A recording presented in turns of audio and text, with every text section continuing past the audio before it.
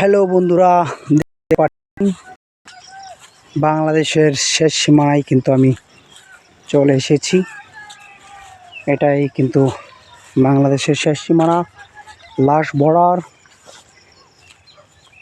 এই পাহাড়ের পাশেই কিন্তু ইন্ডিয়া। আমরা কিন্তু চলে এসেছি বাংলাদেশের শেষ সীমানায়, ইন্ডিয়া লাস্ট বর্ডারে।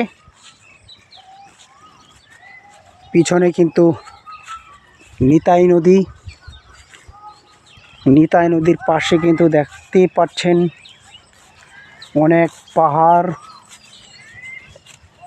পাহাড়ের পাশে কিন্তু খেলার মাঠ রয়েছে।